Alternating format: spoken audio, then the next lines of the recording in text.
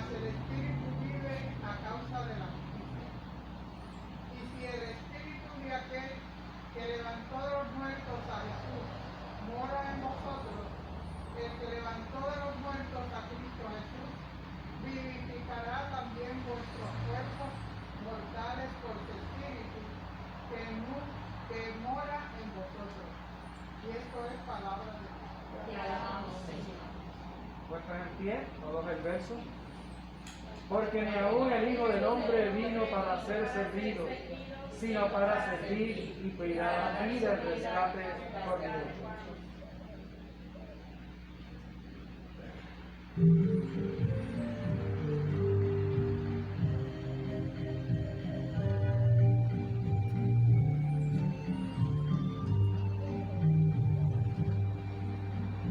Vuelve al Señor tu Dios, porque Él es compasivo y clemente, lento para la ira y grande en su misericordia.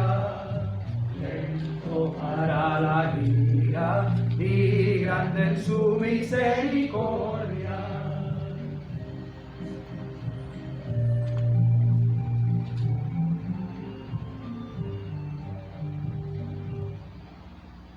El Evangelio para esta ocasión, tomado del Evangelio según San Juan, capítulo 12, comenzando a leer en el verso 20. Dice así la palabra del Señor en esta quinto domingo en la Cuaresma. Habían unos griegos que habían subido para el culto de la fiesta. Se acercaron a Felipe y el de Betsaida de Galilea y le pidieron: Señor, queremos ver a Jesús. Felipe va y se lo dice a Andrés, y Felipe y Andrés van y se lo dicen a Jesús. Jesús le contesta: ha llegado la hora en que el Hijo del Hombre sea glorificado. Les aseguro que si el grano de trigo caído en tierra no muere, queda solo, pero si muere, da mucho fruto. El que se aferra a la vida, la pierde. Y el que desprecia la vida en este mundo, la conserva para vida eterna. El que quiera servirme, que me siga. Y donde yo estoy, estará mi servidor. Y si uno me sirve, lo honrará el Padre. Ahora mi espíritu está agitado. ¿Y qué voy a decir? ¿Que mi Padre me libere de ese trance?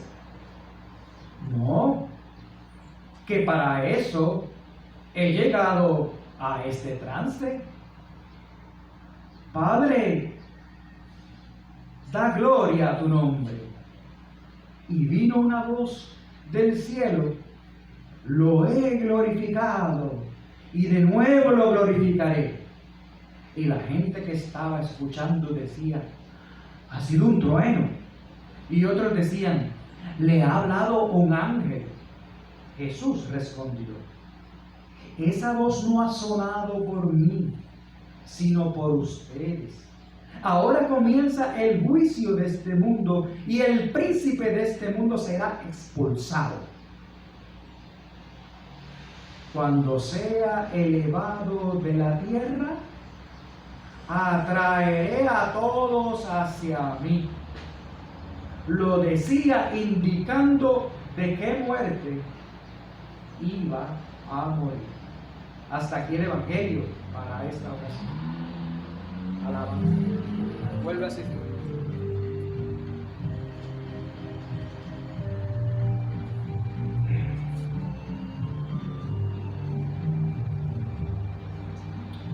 Vuelve al Señor tu Dios, porque Él es compasivo y clemente, lento para la ira y grande en su misericordia. Lento para la ira y grande en su misericordia.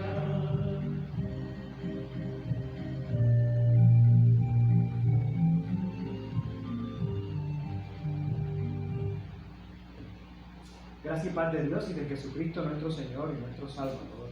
Amén. Bueno, muchos de ustedes ya conocen a Nilda, mi esposa. O sea, ella suele tirar desde el balcón de la casa, que es un poquito alto, hacia el patio, una semilla, o todas las semillas que se encuentran, pero en aquella ocasión fueron semillas de papaya y de calabaza, que ella tiraba así, ¿verdad?, para el patio. Y pues a veces salían, otras veces no salían. Por mucho tiempo no salía nada. Vino el huracán María, arrancó los árboles y un montón de plantas, y los guineos también se fueron con María.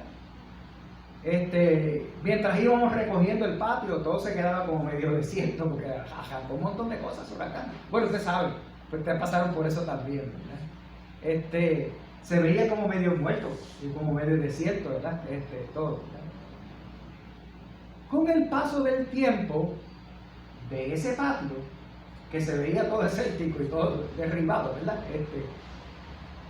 Salieron los palitos de papaya y salieron las calabazas también, empezaron a salir, ¿verdad?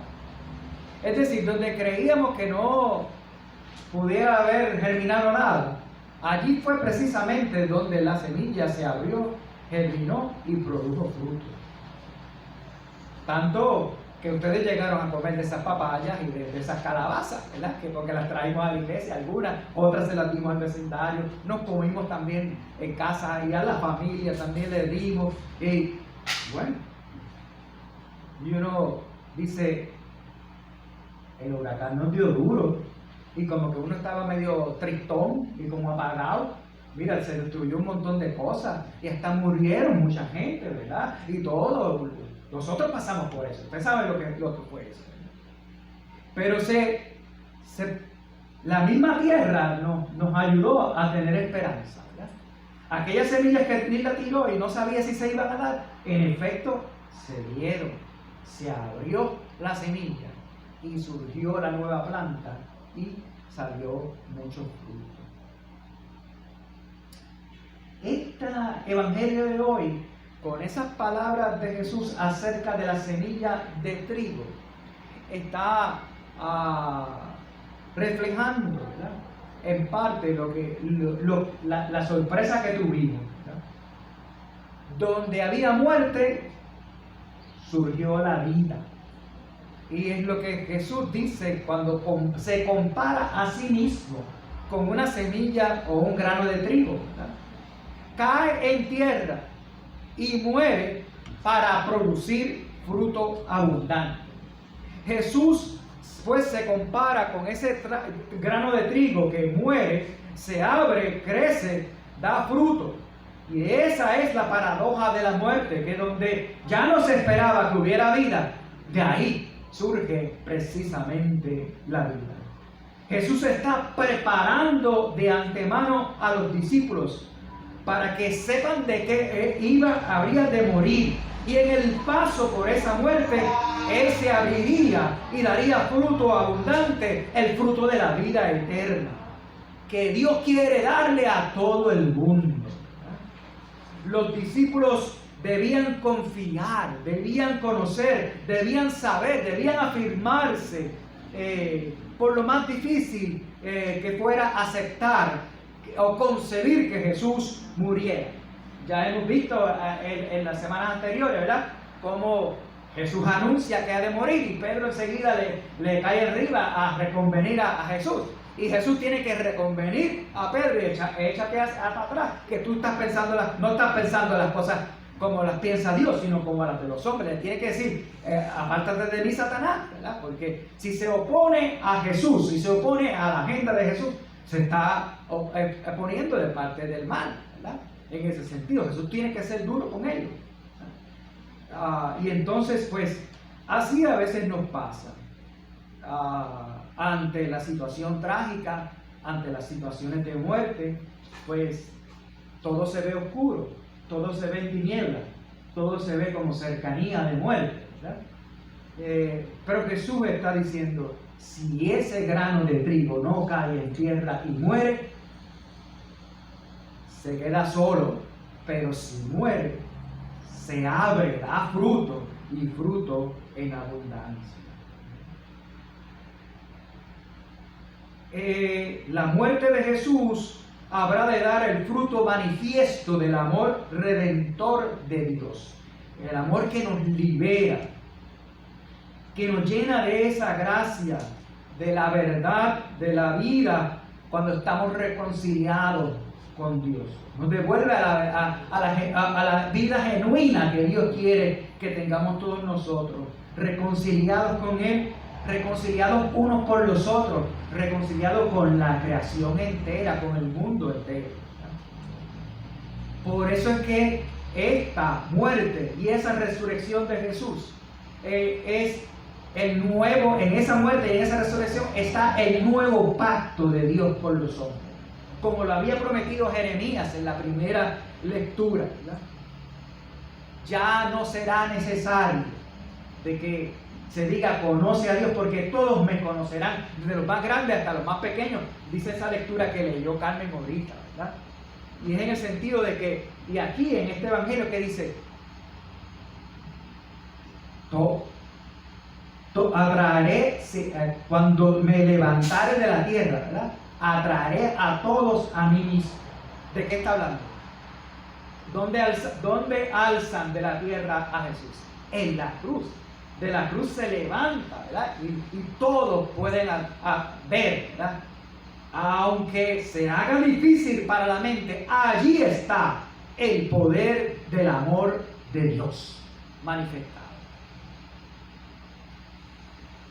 Y luego de eso viene su resurrección y el soplo del Espíritu que guía y que intercede y que apodera a la comunidad de fe, como a nosotros también.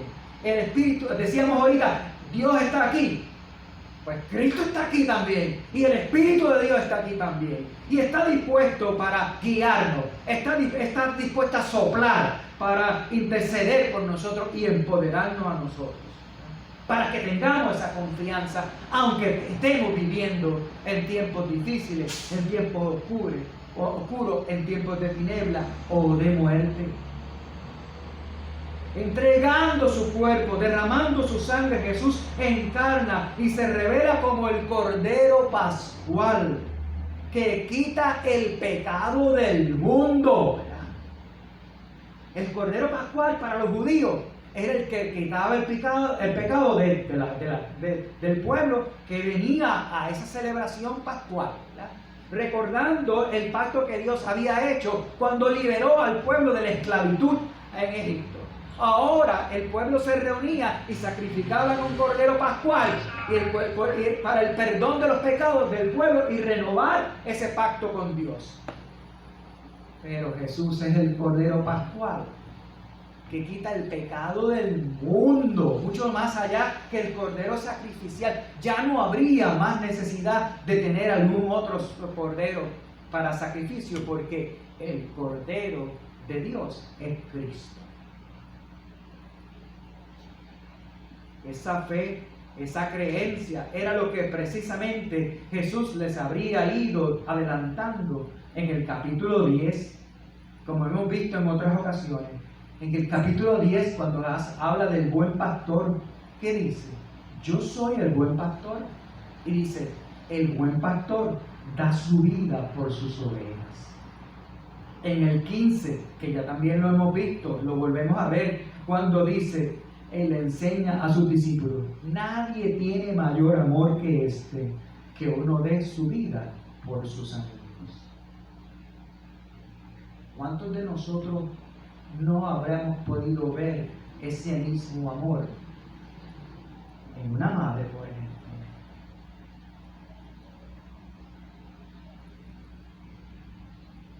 ¿Qué pasa con la mamá? Cuando está parece una semillita ahí, ¿verdad? Creciendo, ¿verdad? En el vientre, ¿verdad?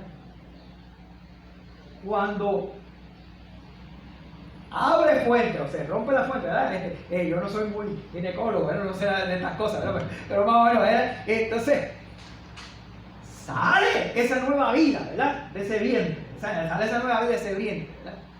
no cambia la vida por completo de esa mujer. Esa nueva vida crea también una transformación de la vida de esa mujer. Y cuando vive en el amor de Dios, se dedica por completo a cuidar, a mantener, a pasar malas noches, a pasar malos días, para que ese bebé o ese niño esté en salud. Y llega viejo y todavía le decimos los nenes, y todavía vemos a las mamás y a los papás que aman, ¿verdad? Cómo se desviven por atender bien a esos niños. Y mira, el niño o el joven o el adulto amado por sus padres reflejan el rostro de Dios también. En la iglesia lo podemos ver en muchas ocasiones. Esa Carmen amorosa y un Javi amoroso también. Y así sucesivamente lo podemos ver. Así que vemos entonces cómo también ustedes como madres y padres han enfrentado situaciones difíciles. Han enfrentado situaciones fuertes por sus hijos. ¿Y qué les mueve? Esa dedicación de amor. Como Jesús, yo soy el buen pastor y el buen pastor da su vida por sus ovejas. Y yo soy el buen pastor y nadie tiene mayor amor que este, que dé su vida por sus amigos. Así hace un buen padre y una buena madre para con sus hijos. Así hacemos nosotros también como creyentes cuando amamos a nuestro prójimo como nosotros mismos, como nosotros mismos. Cuando sabemos que nosotros fallamos y nos duele cuando fallamos, venimos en arrepentimiento y recibimos el perdón de Dios, pues de la misma manera nosotros perdonar a nuestro hermano o ser perdonados por ellos, ¿verdad? Cuando también llegamos en arrepentimiento hacia donde ellos, ¿verdad? Si le hemos fallado, ¿verdad?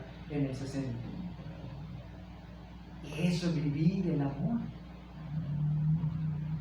En todas esas escenas, antes de su crucifixión, Jesús estaba enseñándole eso a sus discípulos. Pero llegó el momento de prueba para ellos y tuvieron miedo, tuvieron terror, se sentían inseguros, se sentían en angustia y en desesperanza. Y nosotros podíamos preguntarnos también hoy, pero oye, si fueras tú el que estuvieras allí con los discípulos y viniera un ejército a gestar, y viniera un ejército a someterte a un juicio injusto, y que tú sabes que te van a como quiera que sea, te van a nombrar culpable, te van a nombrar culpable, ¿verdad? ¿Quién de nosotros no sentía temblor o temor cuando sabes que vas a ser castigado? O abofeteado como abofetearon a Jesús, o escupido como escupieron a Jesús, o como, ¿por quién no tendrían temblor? Cuando también los evangelios, ¿sabes? Que le dieron puñetazos también a él, a Jesús, y después los latigazos, ¿verdad? Encima de todo eso, ¿verdad? Y la corona de espinas, y le hicieron cargar esa cruz, ¿verdad? Entonces uno dice, wow, es muy fácil ahora decir, los discípulos a la hora de la verdad huyeron y tuvieron miedo. Ajá, es bueno, fácil ahora, pero si te toca a ti, estar ahí. Si te toca a ir, estar ahí. Así que sabemos. Pero ¿saben qué?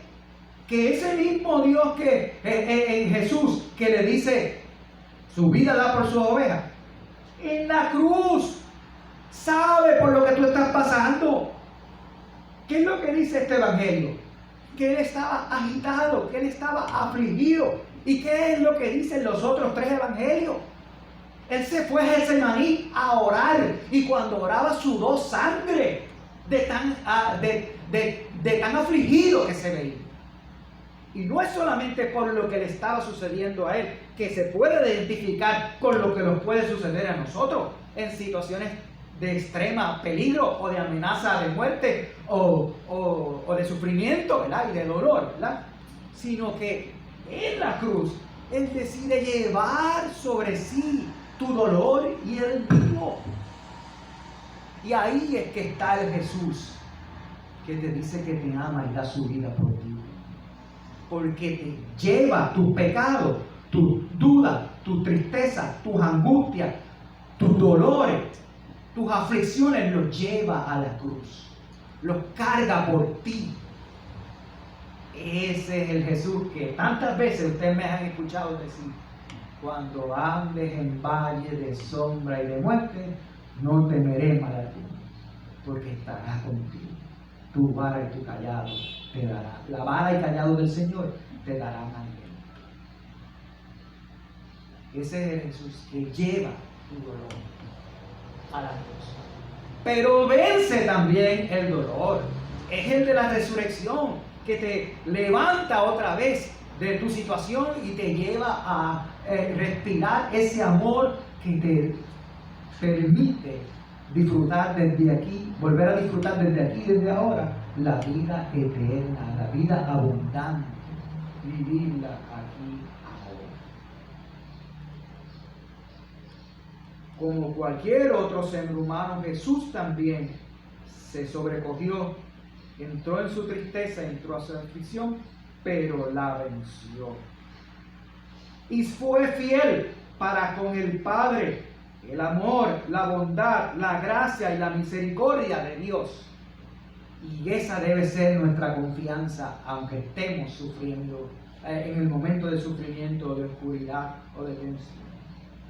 Se sostiene Jesús en el llamado, en su vocación, en su misión, que encarna el amor y la voluntad de salvar a la humanidad. Como una madre que si tiene que amanecerse en el hospital, ahí está, por salvar la vida de su hijo. En confianza, en la fidelidad, en ese inmenso amor inagotable del Padre, revela con Jesús y dice llevar sobre sí el pecado de la humanidad hasta la cruz y la muerte del Calvario. Como semilla de trigo que cae en tierra, Jesús muere y se abre desde la tierra y se abre la tumba, se levanta a su resurrección para dar el fruto de la justicia, de la gracia, del perdón, de la paz y de la vida abundante que Dios quiere darte a ti, a mí y a todo el mundo. ¿Saben qué? Hoy nosotros somos también llamados a ser semilla. El cántico: sois la semilla que ha de crecer.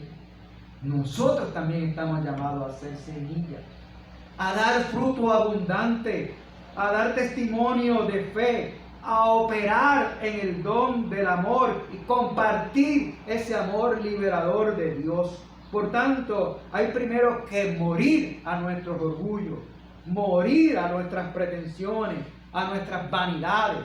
Hay que abrir y crecer para dar el fruto de humildad, de sencillez de corazón, de integridad, de trascendencia que glorifique a Dios. Como aquí en el Evangelio, glorifica tu nombre y se oyó la voz de los cielos, que glorificó y lo glorificó otra vez, ¿verdad? Dándole gloria a Dios y dejando ese legado del fruto por el Espíritu, el Evangelio y el Cristo que vive en ti. No solamente para ahora, que lo necesitamos mucho, sino también para las futuras generaciones. Hay que morir a los rencores, a los resentimientos, a las amarguras, a las adversidades, a la enemistad, para abrirnos a la gracia de Cristo y enfocarnos en la caridad, en ser afectivos, en ser empáticos, simpáticos, comprensivos, compartir ese acompañamiento, ese apoyo, esa ayuda, ese consuelo de parte de Dios, movidos por el soplo del Espíritu y la palabra de Cristo en ti y en mí. Especialmente en estos días en que vivimos, debemos nosotros también hacer una llamada al mundo a morir también, porque hay mucho pecado y mucho mal, y hay que denunciarlo desde el Evangelio. Y por eso debemos anunciar que el mundo debe morir a la xenofobia, al pecado y al mal del discrimen, de la marginación, de la represión, del odio, de la violencia. Ayer me confundí, porque es que como es tan insólito. Este hombre que llega a un fast food de eso y no tenía mascarilla, y el gerente le dice: mire señor, tiene que tener la mascarilla, yo lo voy a atender, pero tiene que tener la mascarilla. Y el hombre salió enfogonado y el gerente se fue detrás de él hasta que se fue por la puerta. No pasó un segundo, se vino de salir y el hombre le metió 4 cuchillazos al gerente. Eso se ve en televisión. Uno dice, Dios mío, no se vio cuando le metió los cuchillazos, pero la cámara se paró ahí, pero uno sabe, ¿verdad? ¿Qué fue lo que pasó después, verdad? Y uno dice, Dios mío, hasta eso hemos llegado. O sea, el mundo tiene que morir a ese pecado, a ese mal, y nosotros debemos como iglesia anunciar el camino correcto, llamar al arrepentimiento, a volverse a Dios. El mundo necesita de Dios. Como ese cántico, creo que era Rafael, Dios, el mundo necesita de ti, mi mundo necesita el de él y el mundo de alrededor necesitaba de él. Y debemos de eliminar esa situación, ¿verdad? De tanto discrimen, tanto odio por raza, por edad, por género, por color de piel, por lugar de origen.